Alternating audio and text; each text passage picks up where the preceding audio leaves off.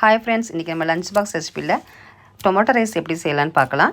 இது ஈஸியாகவும் செய்யலாம், நல்ல டேஸ்ட்டாக இருக்கும். ஒரு தடவை நீங்கள் செஞ்சு பார்த்தீங்கன்னா கண்டிப்பாக இதே மாதிரி தான் நீங்கள் ட்ரை பண்ணுவீங்க. வாங்க பார்க்கலாம். இப்போ ஒரு கடாயில் ஒரு குழிக்கரண்டி எண்ணெய் விட்டுக்கலாம். 1 ஸ்பூன் சோம்பு, 2 பட்டை, 2 கிராம்பு, 2 ஏலக்காய் போட்டுக்கலாம்.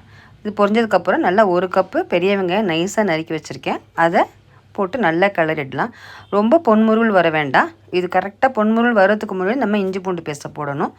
பாருங்கள், இப்போ நல்லா இந்த ஸ்டேஜில் நம்ம இஞ்சி பூண்டு பேஸ்ட்டை போட்டுடலாம். இதையும் சேர்த்து நல்லா கிளறிக்குவோம். இப்போ நான் பிரியாணி மசாலா நான் தயாரிக்கிற மசாலா தான் அதில் யூஸ் பண்ணுறேன்.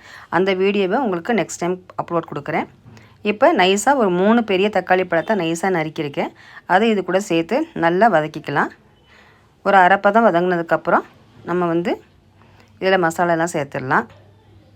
இப்போ நல்லா அரைப்பதம் வந்துருச்சு. இப்போ 1 ஸ்பூன் மஞ்சத்தூள், 1 ஸ்பூன் மிளகாத்தூள், 1 ஸ்பூன் நம்ம சொன்ன பிரியாணி மசாலா போட்டிருக்கேன்.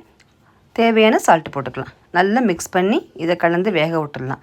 நம்ம ஊற்றிருக்க எண்ணெய் பிரிஞ்சு வர வரைக்கும் இது நல்லா வேகட்டும். அது வரைக்கும் நல்லா பாத்திரத்தில் ஒட்டாமல் நல்லா வதக்கிக்கிட்டே இருங்க.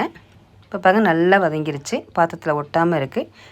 இந்த ஸ்டேஜில் நம்ம இப்போ 1 ஸ்பூன் நெய் விட்டுக்கலாம். நம்ம இப்போ ஒரு கொத்து புதினாவும் கொத்தமல்லியும் நைஸாக நறுக்கி போட்டுடலாம். நான் இப்போ ஆல்ரெடி பாஸ்மதி ரைஸ் நான் வடித்து வச்சுருக்கேன். நல்லா முக்கால் பாத்தில் நீங்கள் வெந்நீர் குதிச்சோன்னா ரைஸை வடிச்சிட்டிங்கன்னா சரியாக இருக்கும்.